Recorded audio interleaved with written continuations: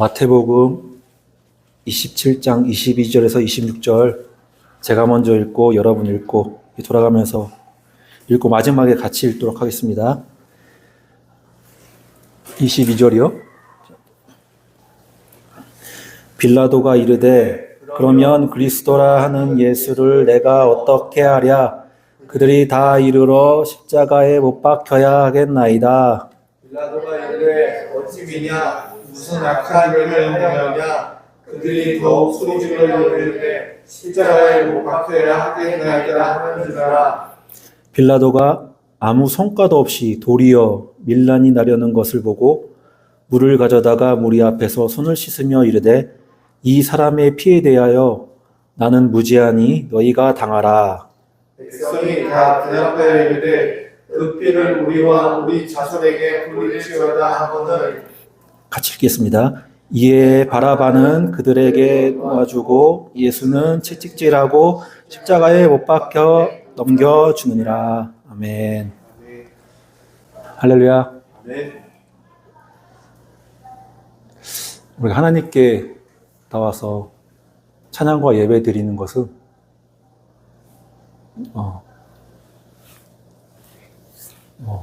하나님이 창조 사역에 부합한 행동이에요. 우리를 창조하신 것은 하나님을 찬양하기 위해서, 하나님께 영광 돌리기 위해서.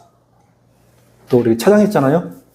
이 찬양이 황소를 번제드림보다 더 값지다고 하셨어요. 값진 행위를 하고 있는 거예요. 하나님이 기뻐 받으시는 예배가 되었으면 합니다. 오늘 제목은 우리와 우리 자손에게 그 피를 우리와 우리 자손에게 돌릴지어다 라는 제목으로 하나님 말씀 선포하고자 합니다. 22절 빌라도가 이르되 그러면 그리스도라 하는 예수를 내가 어떻게 하랴? 여기서 내가 어떻게 하랴라고 이렇게 물어보잖아요. 빌라도가 자기의 주체적인 의지를 행하는 것이 아니라 상대방의 의지에 좌우되어 가지고 행하는 것을 나타내주고 있어요. 그러니까 줏대 없이 그때 당시 로마의 치하에서 사람을 죽일 수 있는 권한은 오직 빌라도, 총독, 로마 황제가 세운 총독이자 재판관으로서 행할 수가 있어요. 이스라엘 백성이 함부로 사람을 죽일 수가 없어요. 왜냐하면 그러한 권한을 주지 않았기 때문에, 로마의 통치 하에 있기 때문에. 근데 빌라도가 자기 주체적인 의지로 조사해가지고 죄가 없다고 생각하면은 무죄 방면하면 되는데, 이스라엘 백성들이 시끌시끌하니까 되려 물어봐요. 그러니까 자기의 일을 행하는 것이 아니라 상대방의 의지에 의해서 좌우되는 모습을 볼 수가 있습니다. 그러니까 소신과 양심대로 재판을 내리면 되는데 무책임한 무리에게 견해를 묻고서 예수를 처형에 대한 책임을 무리에게 전가시키고 자기는 또 무리에게 환심을 사기 위해 이런 일을 행했습니다. 그들이 다 이르되 십자가에 못 박혀야 하겠나이다. 그들이라는 것은 이제 거기 모인 유대인 백성인데요. 빌라도의 관정 밖에 있는 그 무리들, 단 한 사람도 빠지지 않고 모두 일치된 목소리를 냈다는 그런 뉘앙스, 분위기를 지금 풍기고 있어요. 그 마태복음을 작성한 마태가 이러한 표현을 쓴 것은 예수는 모든 유대 사람에 의해서 버림받았음을 강조하기 위해서 그런 표현을 쓴 거예요. 그 예수님은 유대인뿐만 아니라 이방 민족의 모든 죄를 사하시기 위해서 완전 버림받고 유기된 거예요. 옛날에 제사할 때 희생 제물에게 죄를 전가시킨 다음에 광야에다 쫓아버려요. 예수님께서 광야에서 40일 금식 기도하고 또 버림받고 죽임을 당하는 건 다 이 구약 시대의 그 제사가 예수 그리스도를 다 나타낸 것이었어요. 예수 그리스도를 예표하는 행동이었어요. 23절에 빌라도가 이르되 어찌미냐 무슨 악한 일을 행하였느냐. 빌라도가 이미 알고 있어요. 어찌미냐 왜 죄 없는 사람을 죽이려 하지, 이런 뉘앙스를 말하고 있어요. 즉 십자가 형벌을 받을 만한 아무런 악한 일을 빌라도 자신은 찾을 수가 없었어요. 여기서 또 하나 중요한 걸 알려주는 거죠. 희생제물. 희생제물은 흠과 점이 없어야 된다고 하잖아요. 마찬가지로 희생제물로 오신 어린 양 예수 그리스도는 죄가 없으시다라는 걸 표현하고 있어요. 죄가 없다는 것을 희생제물에 흠 없고 점 없는 그 희생제물을 바쳐야 된다라는 걸 알 수가 있는 거죠.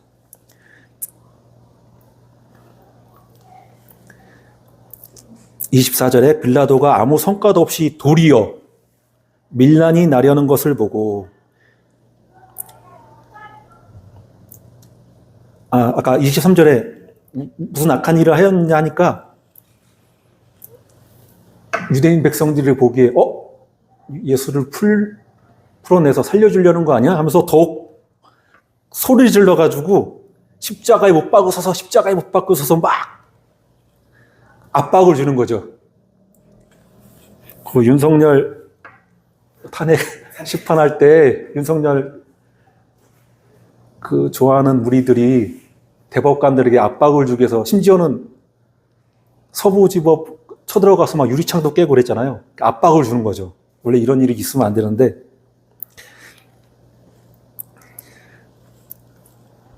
그 24절에 빌라도가 아무 성과 없이 도리어라는 것은 더욱더 막 소리를 막 지르고 막 광분하니까 밀란이 나르려는 것을 보고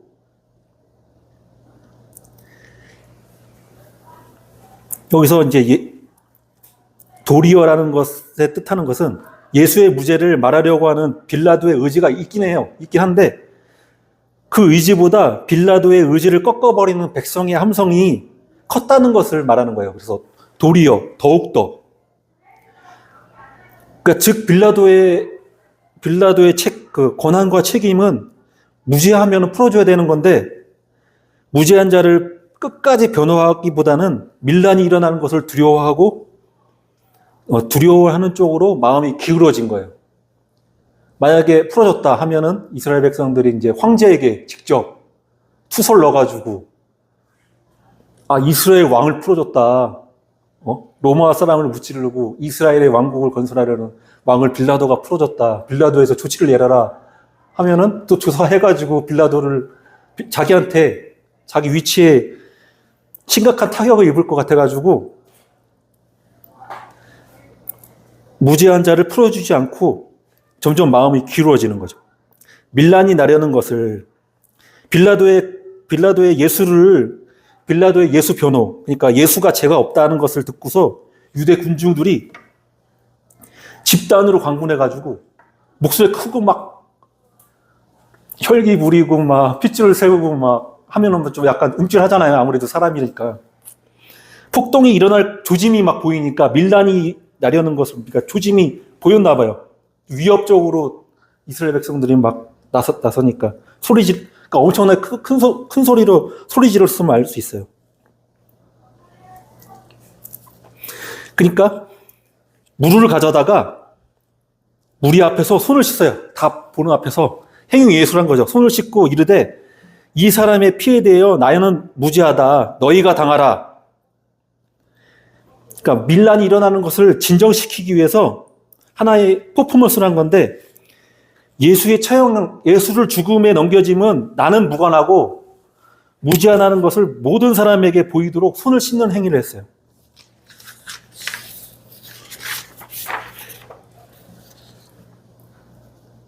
그러니까 빌라도가 유대 총독으로서 유대 풍습에 어느 정도 식견이 있었던 것으로 판단이 돼요. 그래서 유대 풍습에 자신의 무죄함과 무관성을 드러내기 위해서 손을 씻는다는 것을 알았어요. 신명기 21장 6절에서 7절에 그 피살된 곳에서 제일 가까운 성읍의 모든 장로들이 그 골짜기에서 목을 꺾은 암송아지 위에서 손을 씻으며 말하기를 우리의 손이 이 피를 흘리지 아니하였고 우리의 눈이 이것을 보지도 못하였나이다. 그러니까 갑자기 어떤 무용고 시체가 발견된 거예요. 피 흘린 거예요. 근데 누가 죽인지도 아무도 몰라. 근데 이제 거기서 이제 거리를 재요. 성하고 중간에 가장 가까운 성에서 암송아지 목을 꺾다가 대신 죽이니까 범죄자 대신에 암송아지를 꺾다가 손을 씻는 거야. 이 사람이 죽은 죄는 우리와 관련이 없습니다. 하나님 우리에게 벌하지 마시고 용서하여 주시옵소서. 대신 그 대속물로 암송아지의 목을 꺾어버리는 거야. 그리고 손을 씻는 거야. 우리 이 성의 유대인들은 아무런 잘못이 없다. 이 시체에. 왜냐하면 피는 울부짖는다고 하거든요. 창세기에. 피의 값은 무조건 사망이에요.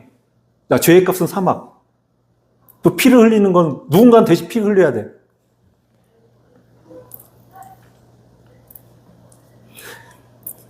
그리고 이제 빌라도가 이런 말 하죠.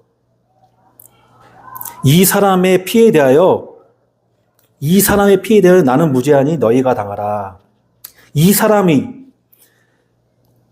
그 다른 여러 사본하고 그 신의 사본, 네기우스 사본, 뭐 초대교회에 권위 있는 교부, 어거스틴이나 뭐 여러 교부 글에는 디카이우라고 의로운이라는 단어가 삽입되었어요. 그러니까 이 사람이가 아니라 이 이로운 사람의, 그러니까 의로운 사람인 걸 빌라도도 알고 있었던 거죠.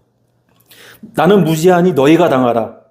그러니까 예수의 피를 흘리게 하는 죄로부터 빌라도 자신은 아무런 형벌을 받지 않을 것이라고 말하고 있습니다. 뭐 물론 본인이 총독이고 재판관이니까 이 피 흘림에 대해서 제가 죄가 없다고 생각하지만 진정한 힘이 있고 모든 것을 분별하시고 판단하시는 분은 하나님이시거든요. 근데 하나님은 죄가 없다고 보지 않으셨어요. 그래서 사도신경에도 항상 빌라도가 나오잖아요. 빌라도가 언급되고. 본인은 죄가 없다고 주장하지만 하나님 보시기에 죄가 없다고 하지 않았어요. 왜냐하면 빌라도는 분명히 의로운 이 의로운 사람이 예수님이 의로운 걸 알았으면은 하나님은 공의의 재판을 원하시거든요. 공의로운 재판을 하지 않은 법관을 되게 싫어해요. 그 안에 극혐하세요, 하나님. 하나님 보시기에는 빌라도는 죄가 있다. 그리고 죄를 짓지 않게 하기 위해서 빌라도의 그 아내가 나중에는 유대 종교로 개종하였다는 얘기도 있고 그런 얘기도 있는데 꿈에 불길한 꿈을 꿨다. 함부로 의인을 죽이지 말라. 그렇게까지 얘기했는데도 빌라도는 자기의 정치적인 위상과 입지를 지키기 위해서 양심을 꺾은 거죠. 그러니까 25절에 이제 핵심 구절인데 백성이 다 대답하여 실제 모든 유대 백성들이 예수님에 대항한 것이 아니죠. 예수님의 제자도 유대인이니까. 근데 여기다 다라는 표현을 쓴 것은 집단적인 범죄로, 그러니까 집단 의식으로 약간 부각시키려는 효과를 보이기 위해서.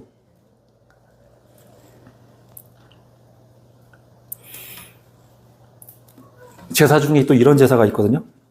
각자의 개인의 죄를 위해서 희생 제물에 손을 얹어서 죄를 전가시키는 것도 있지만 온 이스라엘 백성들의 죄를 사하기 위해서 제사장이 희생 제물에 손을 얹고서 그 이제 희생 제물을 제사장이 직접 잡아요.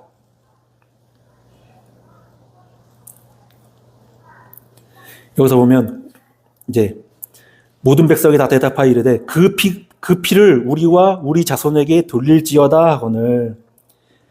직역하면은 우리 자손들 위에 그 유대인 무리들이 예수의 피가 그들과 그들 자손의 위로 쏟아져도 상관없다는 듯이 말한 거예요. 그 뜻은 피 흘린 죄책을 손수 감당하겠다는 얘기예요.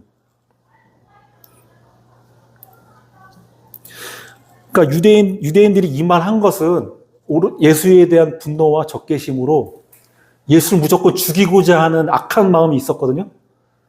근데 하나님께서는 그 악하고 누굴 죽이려고 하는, 예수 그리스도를 죽이려 하는 그런 악한 마음으로 이런 무지몽매한 말을 했지만 모든 것이 합력할 선을 이루시는 하나님께서 이 말도 은혜로 바꾸셔요. 만약에 유대인들이 예수 그리스도의 피와 아무런 빌라도처럼 아무런 상관이 없다고 하면은 우리는 구원을 받지 못하잖아요. 유대인도 구원을 받지 못하잖아요. 정현진이가 예수 그리스도의 피와 아무 관계가 없다면 제가 여기 이 자리에 있을 이유가 없잖아요. 마치 요한복음 11장 50절에서 25절에 그때 당시 그 해 대제사장이 되는 가야바가 이런 고백을 해요. 제가 한번 읽어볼게요. 한 사람이 백성을 위하여 죽어서 온 민족이 망하지 않게 되는 것이 너희에게 유익한 줄을 생각하지 아니하는도다 하였으니 이 말은 스스로함이 아니요 그 해의 대제사장이므로 예수께서 그 민족을 위하시고, 중요한 말인데 또 그 민족만 위할 뿐 아니라 그 민족만은 유대인이고요. 이스라엘. 뿐만 아니라 흩어진 하나님의 자녀를 모아, 여기서 이방이죠. 흩어진 하나님의 자녀를 모아 하나가 되게 하기 위하여 죽이실 것을 미리 말함이러라. 이 말처럼 그 유대인들이 분노에 차가지고 예수의 피를 우리에게 돌리라고 한 말도 어떻게 보면은 악한 말인 것 같으나 모든 것이 합력하여 선을 이루신 하나님께서 이 모든 걸 다 계획하신 거죠. 예수 그리스도가 우리와 관련이 있어요. 예수 그리스도의 죽음이 우리와 관련이 있어요. 엘리야의 제자 엘리사가 죽었어요. 죽었고 이제 모압 도적대들이 막 나타나가지고 한 죽은 사람을 장사 지내려고 막 엘리사의 묘실에 들어가가지고 이제 뭐 세마포도 감싸고 해가지고 집어넣으려고 하는데 모압 도적대가 막 나타나니까 어떻게 해요? 두려운 마음은 있고 일은 어떻게 처리를 해야 되는데 휙 던져버리고 자기 목숨을 살아야 될 거 아니에요. 뭐 도망갔어요. 근데 마침 엘리사의 뼈가 이제 세마포를 감쌌던 게 이제 뼈가 드러난 거예요. 시간이 흐르고. 근데 그 뼈에 닿아서 그 사람이 살아났어요. 그것과 마찬가지로 예수 그리스도의 죽음이 우리와 관련이 있어야 돼요. 부딪혀야 돼요. 예수 그리스도의 죽음이. 예수 그리스도의 보혈이 우리와 관련이 있어야 돼요. 부딪혀야 돼요. 그래야 우리가 살 수가 있어요.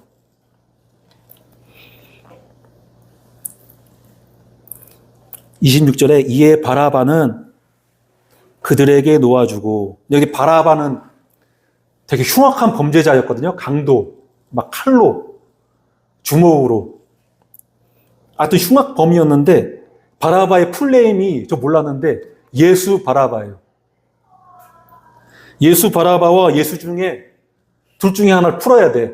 똑같은 예수인데 한 사람은 육신의 정욕과 안목의 정욕과 이생의 자랑으로 가득 차가지고 혈기왕성한 사람이고 육적으로 막 싸우려고 하고 예수 그리스도 영적인 싸움을 하려는 거죠.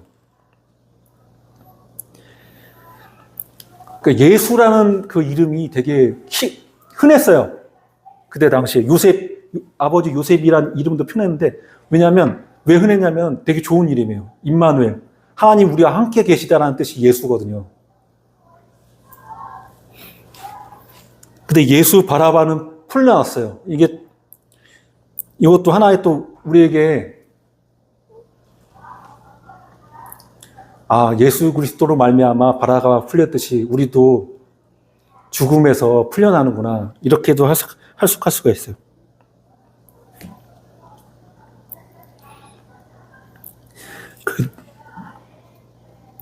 그들에게 놓아주고, 그러니까 유대인의 요구를 들어주면서 동시에 자기의 편의를 위해 의로운 한 사람을 희생시켰어요. 그리고 여기서 이제 예수는 채찍질하고 십자가에 못 박히게 넘겨주니라. 예수를 그냥 십자가에 죽게 넘겨주면 되는데 굳이 여기 책찍질하고라는 뜻이 있는 거 보면은 병들어 고통당하기를 원치 아니하시는 하나님의 뜻을 알 수 있어요. 우리가 건강하기를 원하세요. 하나님 우리 건강하기 원하시기 때문에 이 채찍질을 하신 거예요. 이사야 53장 5절에 그가 찔림은 우리의 허물 때문이요 그가 상함은 우리의 죄악 때문이라. 그가 징계를 받음으로 우리는 평화를 누리고 그가 채찍에 맞음으로 우리는 나음을 받았도다.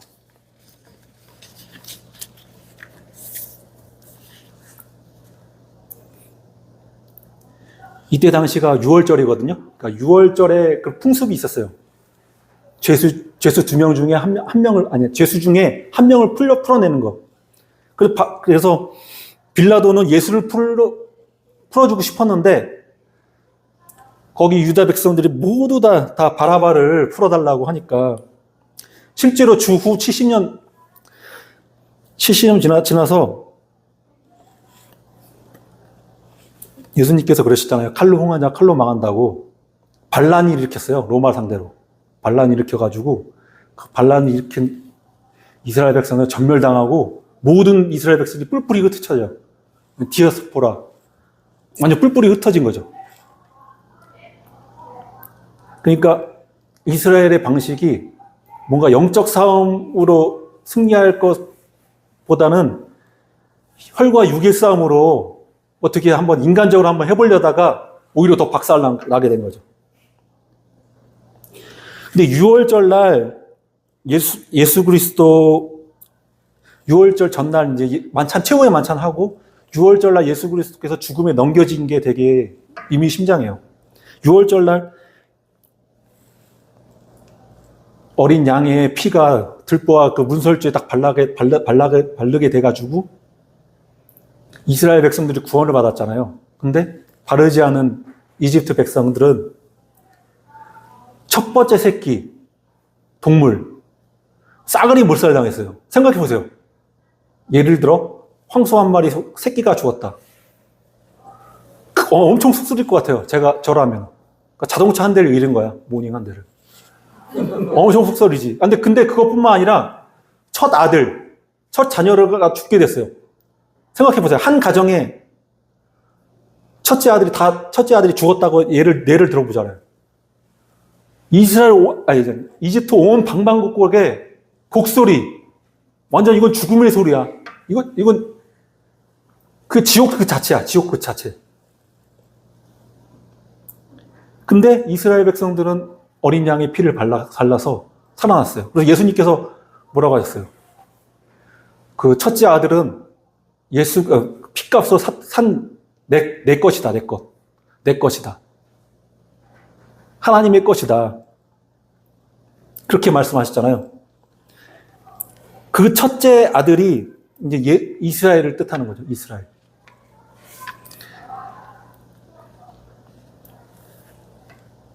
여기서 어떻게 보면 우리 이방인들이 예수님과 아무런 관련이 없을 것 같지만 하나님께서 그 첫째 아들, 영적인 첫째 아들 이스라엘을 말미암아 이스라엘을 제사장 나라라고 하잖아요. 제사장 국가. 왜 제사장 나라, 제사장 국가가 있어요? 예수 그리스도를 십자가에 달게 하시고 또 죽게 했잖아요. 죽음에 넘겨졌잖아요. 마치 삼손이 이스라엘 백성 3,000명이 와가지고 블레셋에게 넘겨준 것처럼 솔직히 자기 손에 피만 안 묻혔지 이스라엘 백성이 죽인 거 아니에요? 삼손도? 마찬가지로 예수님도 어떻게 보면 이스라엘 백성은 자기 생각도 않았지만 제사장 역할을 한 거야. 어린 양 희생 제물을 죽음에 넘겨지고 모든 죄를 다 뒤집어 쓰게 하고 죽게 했잖아요. 이스라엘 백성들이 제사장 역할을 한 거예요. 그래서 제사장 국가라고 하는 거예요. 그로 말미암아 우리 이방인들이 구원을 받게 된 거예요.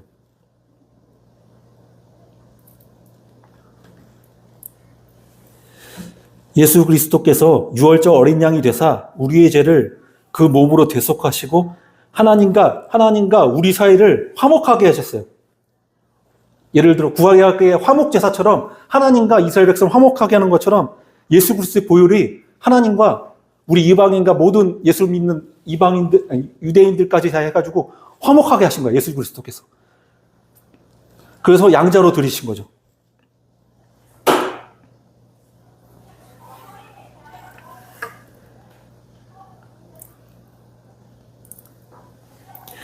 여기 갈라디아서 3장 13절에서 14절에 바울 사도가 그전에는 몰랐는데 되게 가말리아 문화생이고 성경에 거의 천재거든요.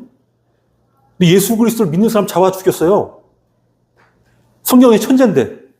근데 모세가 수건에서 덮어 썼다가 벗겨진 것처럼 예수를 만나니까 눈꺼풀이 확 벗겨졌잖아요.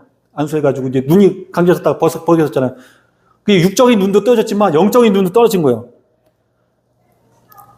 그 갈라디아 3장 13절에서 14절에 그리스도께서 우리를 위하여 저주를 받은 바 되사 율법의 저주에서 우리를 속량하셨으니 기록된 바 나무에 달린 자마다 저주 아래 있는 자라 하였습니다. 이는 그리스도 예수 안에서 아브라함의 복이 이방인에게 미치게 하고 또 우리로 하여금 믿음으로 말미암아 성령의 약속을 받게 하려 함이라. 그전에는 예수 믿는 사람을 죽인 완전히 1등 공신인데 눈꺼풀이 벗겨지니까 저주와 나무 아래에 있는 자만 저주를 받는 건데 바로 예수님이 우리를 위해서 저주를 받았구나. 그걸 깨닫게 된 거예요. 그리고 아브라함의 복이 이방인에게 미치게 한 것은 바로 예수 그리스도 안에서였구나. 예수 그리스도 안에서. 그래서 창세기 12장 3절에 보면은 이렇게 말해요. 너를 축복하는 자에게 내가 복을 내리고 너를 저주하는 자에게 내가 저주하리니 땅의 모든 족속이 너로 말미암아 복을 얻을 것이라 하신지라. 여기서 너를 축복하는 자, 너는 아브라함도 되지만은 아브라함 안에 있는 아브라함의 후손, 바로 예수 그리스도를 의미해요. 예수에게 복을 내리면 예수를 축복하는 자는 복을 받고 예수를 저주하는 자는 저주를 받아요. 그래서 땅의 모든 족속이, 이걸 갈라디아에서는 이방인이라고 표현했어요. 땅의 모든 족속이 이방인이요, 이방인. 여기서는 너로 말미암아인데 원어로는 내 안에서, 아브라함 내 안에서. 그러니까 다시 또 풀어서 말하면 너희 씨앗에서, 곧 예수 그리스도를 뜻하는 거예요. 그래서 이 말씀을 보고서 바울이 깨달은 거야. 예수 그리스도께서 우리를 위하여 저주를 받았고 율법의 저주에서 우리를 속량하신 거는 나무에 달린 자마다 저주 아래 있음이라 하였습니다. 이는 그리스도 예수 안에서 아브라함의 복이 이방인에게, 땅의 모든 족속에게 미치게 하고 또 우리로 하여금 믿음으로 말미암아 성령을 약속받게 하려 함이구나. 바울이 깨달은 거예요.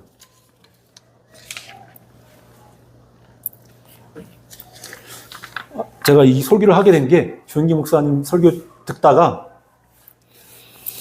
예수를 십자가에 못 박아서 하면서 그 피를 우리에게 돌려서 하는데 그냥 차 타고 가는데 이걸로 설교를 해야 되겠다는 그런 그냥 마음이 생겨가지고, 그래서 또 이렇게 해석하거든요.